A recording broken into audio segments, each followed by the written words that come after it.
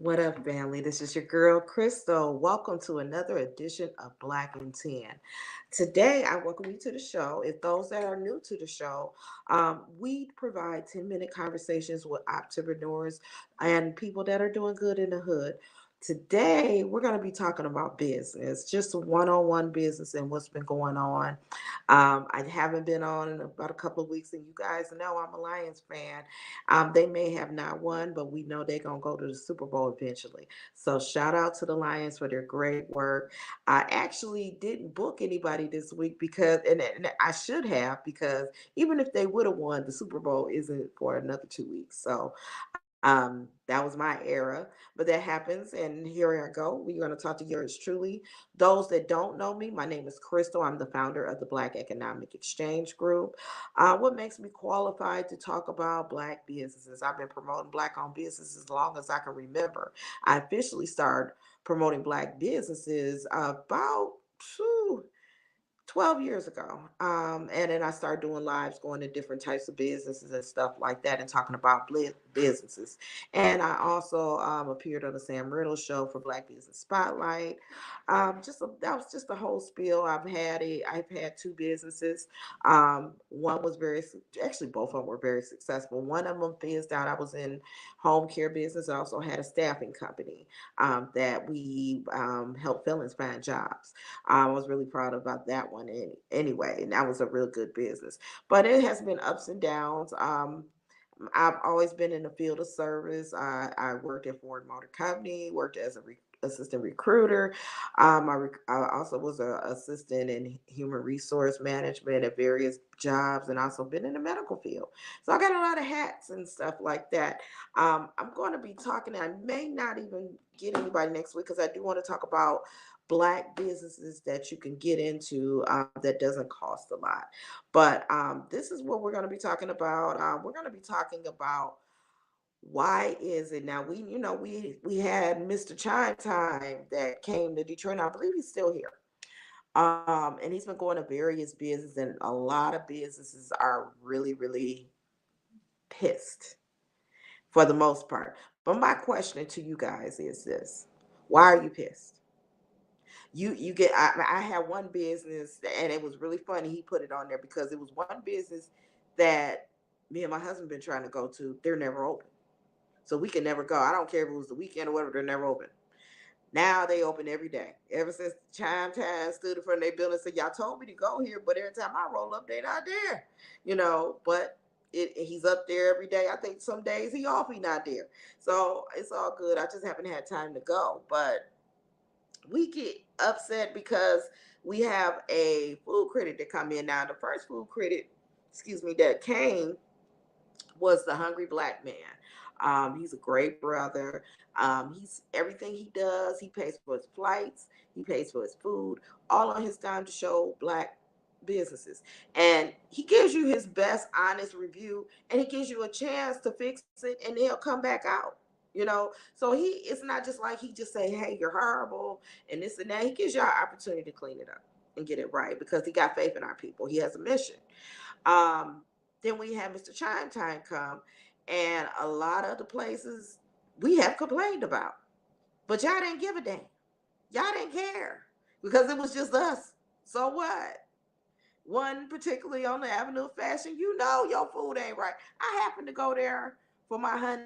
I was on my honeymoon. We didn't do anything because it's pandemic time, so we didn't go nowhere. We went to a hotel, the then Walker Hotel, which was Black owned, and just let y'all know, Walker's got bought by Dan Gilbert, even though he is in the big black book. At the time, I was doing the advertising.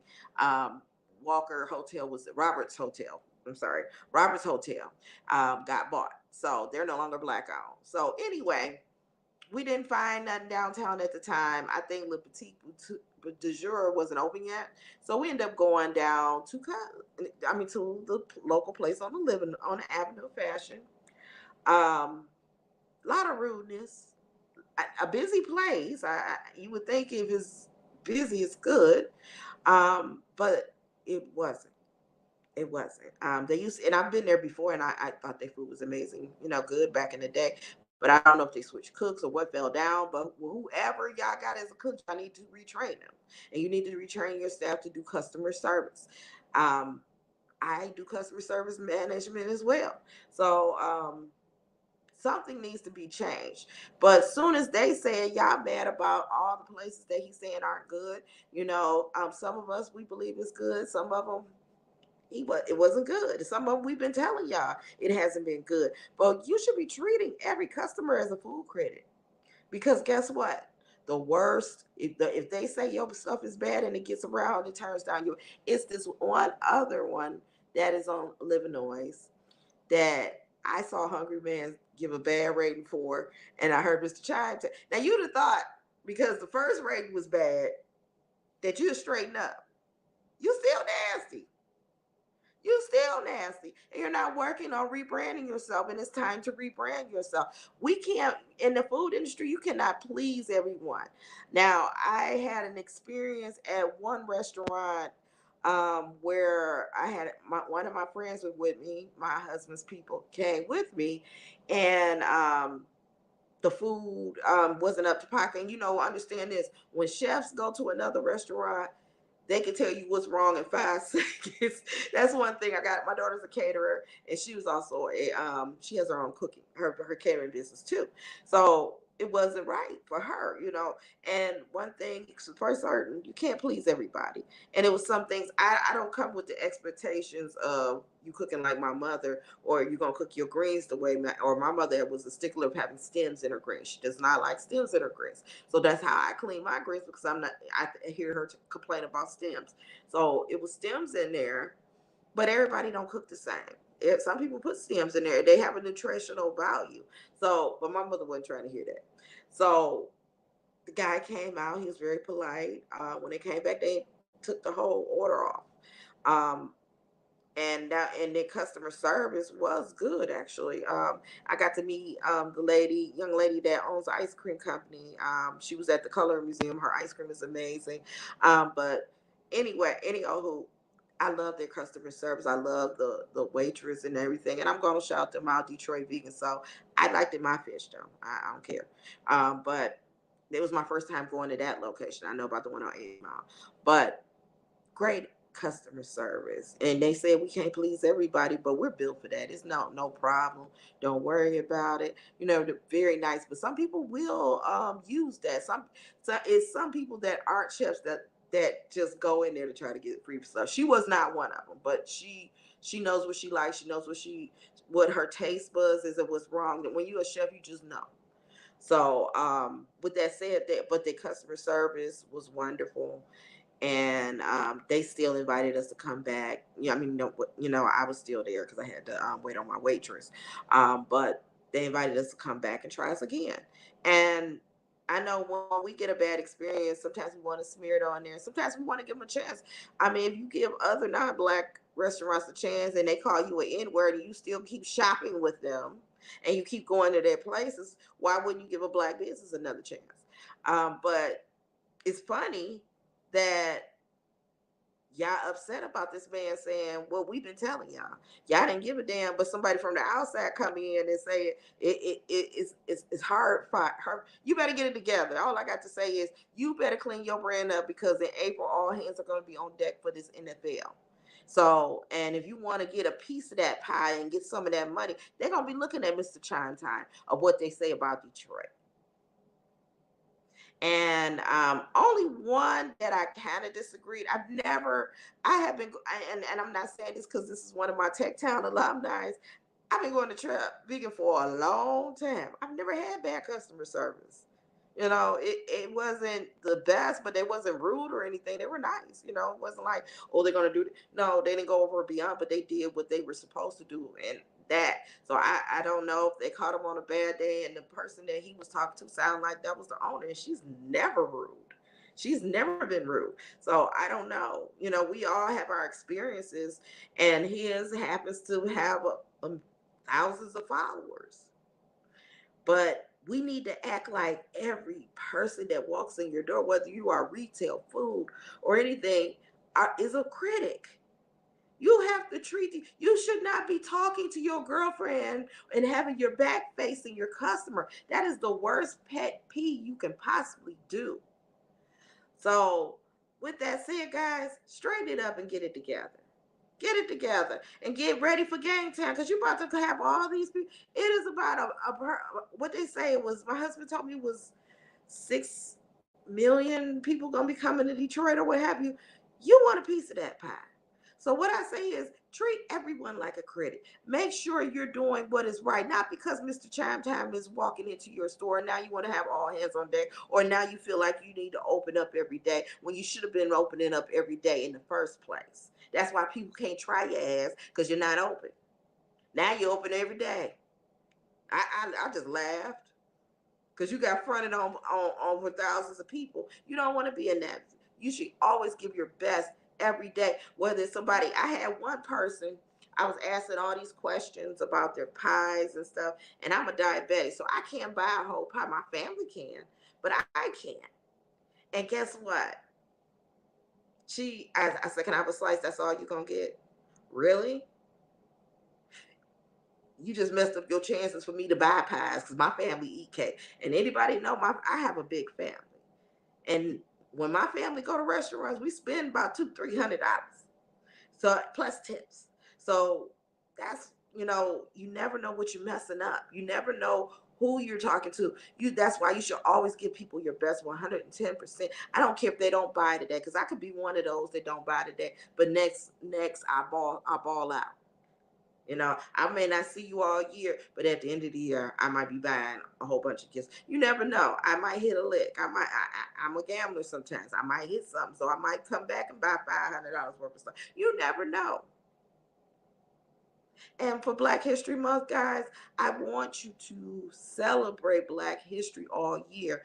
But I'm also have an event called Black Like Me Poetry Contest. I am looking for contestants. It's going to be at Detroit SIP 7420 West Nicholson. Don't come to me talking about ain't no parking spots. There's a parking lot across the street, a big parking lot across the street, right next to the barber shop, the barber school. So you guys don't make no excuse not to support business because y'all got every excuse in the world, but y'all go to Ferndale, Royal Oak, Somerset, y'all circle around, do what you want to do, and be patient and get your spot. I need you to be patient with these Black businesses. And if you want to be in the Black Like Me Poetry Contest, is open to age 5 to 19. Call 586-698-7923. Or you can go on the blackeconomic.net and hit contact us and put your information there. I will get back to you. And also order the Big Black Book. I have the online version. I have very few books left, and I am not printing no more. Not for this volume. Maybe volume 3 I might print, but it's going to be I have volume 2. If you are a Black owned business, the NFL is coming. We're gonna have visitors in summer. We got the African Festival. We got the Grand Prix. They're gonna want to know where all things Black is when they come here. Black folks want to know where the Black stuff is. And I'm gonna tell you, I used to be a driver. They always asked. They always ask, where the Black owned business? I want to go where the Black owned business are. You need to be in that book. So you've seen the samples. I like the online version better. The print is great. It's just a little pricey, but come on, let's support, let's put us together. Hold, if you are a transportation, if you're food, if you're a restaurant, if you got an event going on that weekend, you need to be in this book. And I can send you the digital package and you can get affordable rates. So let's not make no more excuses about unifying together, supporting Black businesses. Let's keep it moving the way it should be. So go ahead and support Black owned businesses. Like and share this post. I really don't care if y'all tell other businesses what I said. You need to be on your P's and Q's, and to stop calling these people outsiders too, because you treat your people that are local. You treat your locals like shit. Excuse my language, but you do. And that has to stop. You need to treat customers like they're paying customers with respect. And your customers, stop asking Black folks for a discount. They are small Black businesses trying to grow to these big tops. If you want to go to these big wig stores, that's fine. I'm with you. But at least buy something Black in there. Even though I don't agree with your special section. But if that makes you feel good and makes the sun shine, and some people are making great money going into these big top stores. I want y'all to say y'all have it in my store. How about that? all everything black. So with that said, family, I'm going to go. I'm 5 minutes late running my mouth because it's supposed to be black and 10, not black and 15. So with that said, guys, I want you to have a good night. Again, order the Big Black Book. And if you want to be a contestant, or if you know a young poet, it has to be Black History related. They have to recite a poem, and they're going to win a cash prize. So, first prize is $100, and and we're gonna have a pop up shop with our vendors, and we're gonna have food. So come on out, come to definitely this beautiful spot that Detroit Sip has had. If y'all been a small business Saturday, y'all know what I'm talking about. So let's get it, family. Peace and love.